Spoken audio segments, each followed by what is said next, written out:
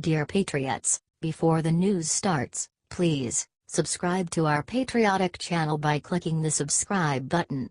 Give us a thumbs up to this video. Don't forget to leave your opinion below in the comments section. Share the news on Facebook and Twitter so you friends see it. Thank you. Search for Hicks replacement turns into West Wing food fight. President Donald Trump on Thursday evening poked his head into the James S. Brady Briefing Room to personally deliver to reporters a heads-up about a major announcement on North Korea. It marked his first in-person visit to the den of journalists he usually just watches on television, and it came days after his communications director, Hope Hicks, announced her resignation. It was not, however, a sign that the press-obsessed, "I alone can fix it" president is replacing Hicks with himself, as many reporters joked.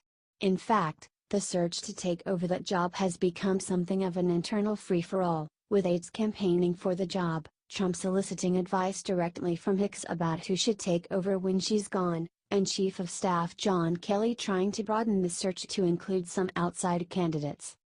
The top candidates emerging from inside the White House, multiple officials said, are Director of Strategic Communications Mercedes Schlapp, a veteran of the George W. Bush administration who has become a Kelly ally in his battle against Trump's son-in-law, Jared Kushner, and Tony Sayegh, Assistant Secretary for Public Affairs at the Treasury Department. Both Schlapp and Sayegh, those officials said, have expressed interest in the job. Sayegh, who is close to Treasury Secretary Steven Mnuchin and temporarily worked out of Hicks' office during last fall's tax reform fight, has continued wandering over to the West Wing since then for meetings and casual hellos, maintaining a regular presence there. Schlapp, meanwhile, has gained Kelly's trust and is seen as the fallback choice because she has already put together her own external affairs team. But the Chief of Staff is still also trying to review outside choices. There is also a broad internal base of support for Press Secretary Sarah Huckabee Sanders to take on the job, adding overall messaging strategy and the management of a 40-person team to her current portfolio, which includes regular televised briefings. Sanders has expressed some hesitation about taking on both roles, but allies say she is considering it. Meanwhile, National Security Council spokesman Michael Andan is being pushed to take on a bigger communications role in the West Wing alongside whoever emerges as the pick to lead the department. The White House is currently struggling with a mass exodus of top aides, some of whose positions are not expected to be filled after they leave, and some of which have become the top priority, like the search for top economic advisor Gary Cohn's replacement. The search for Hicks' replacement, according to 3 people familiar with the process, falls somewhere in the middle. Hicks' announcement that she planned to leave the administration didn't move markets like Cohn's. And the White House survived for months with no one serving in the post after former communications director Michael Dubke resigned last May. White House officials said they hope to be able to announce a replacement by the time Hicks, who has no firm last day on the calendar, departs in a few weeks. Kelly is actively reviewing candidates and views the change as an opportunity to create a more traditional structure for the communications office. The communications shop has long been one of the rockiest departments in the West Wing, with the top job there viewed now as a thankless task of overseeing messaging for a message-resistant, Twitter-happy president. His impromptu newsmaking appearance in the briefing room Thursday was the most recent example of the president calling his own shots when it comes to the press. This communications shop, which is staffed with competent and talented people, faces some of the most significant challenges of any political public relations staffers ever, said Ryan Williams, a former spokesman for Mitt Romney's 2012 presidential campaign. The challenges they face are the direct result of the inability of their principal to stick to the script and maintain a consistent message. For his part, Trump likes to revive names from his original, campaign inner circle when he talks about who should come back into the fold. Jason Miller, a veteran of the 2016 campaign, has been floated internally as a potential candidate for the job. Miller was first tapped for the communications director job during the transition in 2016, but was unable to take the job for personal reasons. He has managed to remain a favorite of the president, though, for his Trump-defending commentary on CNN. But people close to Miller said he would be more inclined to join the administration for a border strategy and policy portfolio. There is widespread acknowledgement inside the West Wing that the role Hicks played is not replaceable. She was one of Trump's closest confidants, serving as a resource for colleagues who relied on her help reading the president's moods. Colleagues said they expect that in moments of crisis, Trump will continue to phone Hicks, adding her to the list of advisors he relies on from outside the formal structure of aides, and further complicating the job for whoever steps into her shoes. The White House declined to comment on the search process. The communications job has seen an unprecedented level of turnover. Dubbed Trump's first communications director, left the White House after just 3 months on the job. Former Press Secretary Sean Spicer briefly filled the position while continuing as top spokesman but resigned when former financier Anthony Scaramucci was chosen for the post. Scaramucci was fired after 10 days.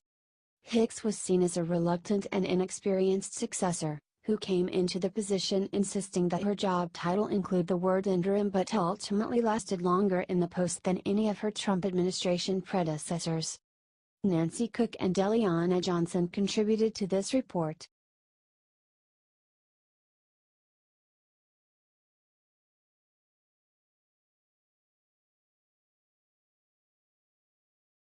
Trump lawyer's payment to porn star draws comparisons to John Edwards' case. Porn actress Stephanie Clifford's lawsuit against President Donald Trump over a hush money deal struck days before the 2016 election is drawing comparisons to another legal fight involving a politician who had an affair, John Edwards. Edwards saw his reputation savaged when his affair with videographer Real Hunter was revealed during the 2008 presidential campaign, after Edwards' wife had been diagnosed with terminal cancer. But the fallout wasn't just political. Edwards was eventually indicted on 6 felonies after wealthy donors spent $1 million to cover travel, hotel, medical and housing expenses incurred by Hunter, who was pregnant with Edwards' child. The travel included secretive charter flights arranged to hide the pregnancy. Now, Trump's alleged dalliance with a porn actress has moved beyond tabloid fodder, too, as questions mount about his involvement in a payoff just weeks before Election Day 2016. With Clifford's claim now in court, Trump and his associates could be forced to answer questions under oath and turn over documents about his involvement in the arrangement and what his role was in the $130,000 longtime Trump attorney Michael Cohen arranged to pay to the adult film star in October 2016. The key legal question is whether the $130,000 was intended to advance Trump's chances in the election. If it was, it should not have been routed through a corporation and might amount to an illegally large campaign contribution. If Trump paid the money in connection with his campaign, it should have been reported on his campaign finance reports. I do think this is moving closer and closer to the territory where Edwards was subject to criminal prosecution, said Hampton Dellinger, a former North Carolina Deputy Attorney General who closely followed the case against the former Democratic presidential hopeful. Edwards was charged in 2011 with conspiracy, accepting illegal campaign contributions and making false statements. A jury acquitted Edwards on one charge and couldn't reach verdicts on the others, although jurors said the vote tallies lean in favor of acquittal on those counts as well. The suit Clifford filed this week argues that Trump must have been involved in directing Cohen to bottle up Clifford's potentially damaging story as well as text messages and photos that may have embarrassed the then candidate, just as he was dealing with fallout from an old Access Hollywood recording in which he bragged about groping women. It strains credibility to conclude that Mr. Cohen is acting on his own accord without the express approval and knowledge of his client Mr. Trump, Clifford's lawsuit states. The payment would only need to have been included in campaign finance reports if it was related to Trump's candidacy, not if it was for personal reasons. I think the timing of this payment in relation to the campaign and some of the other statements that were supposedly made by Cohen make it a somewhat stronger case that this was not personal, but was campaign related, said University of California law professor Rick Hasen. It's by no means a sure thing. Cohen said in a statement Friday that Clifford's lawyer, Michael Avenatti, has clearly allowed his 15 minutes of fame to affect his ludicrous conclusions. The earth-shattering uncovered email between myself and the bank corroborates all my previous statements, which is I transferred money from one account at that bank into my LLC and then wired said funds to Ms. Clifford's attorney in Beverly Hills, California. Cohen added that he drew on a home equity line of credit to make the payment. In a statement last month he said he used personal funds to facilitate a payment of $130,000 to Clifford. The payment was made through a limited liability corporation in connection with a non-disclosure agreement aimed at silencing Clifford about her involvement with Trump starting in 2006. The payment to Ms. Clifford was lawful, and was not a campaign contribution or a campaign expenditure by anyone, Cohen said in his earlier statement. Through spokespeople, Trump has insisted there was no affair with Clifford. Cohen has not been clear in his public statements about whether Trump knew about or directed the payment. The president has denied the allegations against him, White House Press Secretary Sarah Huckabee Sanders told reporters Wednesday. This case has already been won in arbitration, she added, apparently referring to a confidential, private proceeding aimed at enforcing the non-disclosure agreement Clifford and Cohen signed using pseudonyms. Watchdog groups like Common Cause have urged the Justice Department and the Federal Election Commission to investigate the pre-election payment. Citizens for Responsibility and Ethics in Washington issued a new call Thursday for probes into the issue in the wake of press reports that Cohen complained to friends that Trump had not reimbursed him for the money sent to Daniels. Cruz said that if Trump owed Cohen the money, Trump should have reported the debt on his financial disclosure form, which does not list any liability to the attorney. A Justice Department spokeswoman declined to say whether the Justice Department is investigating the payment or to identify who in the department would handle such a review. It is long-standing policy of the Department of Justice not to comment on requests to confirm or deny the existence of investigations, regardless of whether there is or isn't one, DOJ spokeswoman Nicole Novis-Oxman said. A trial lawyer and friend of Edwards who testified at the ex-senator's 2012 trial, John Moylan, said it wouldn't be a surprise if federal prosecutors were already figuring out how to investigate Cohen's payment to Clifford. Someone, somewhere in the world of the Justice Department, I would think, is noodling over that as we speak, Moylan said. That would be the factual question to resolve. Why was it done?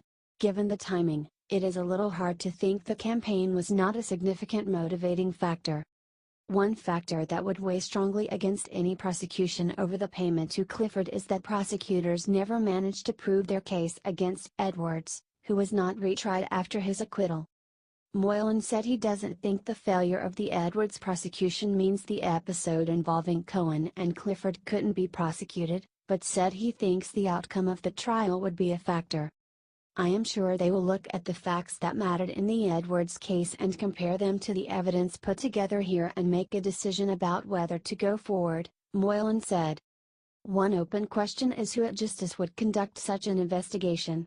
Attorney General Jeff Sessions has recused himself from all matters related to the 2016 election.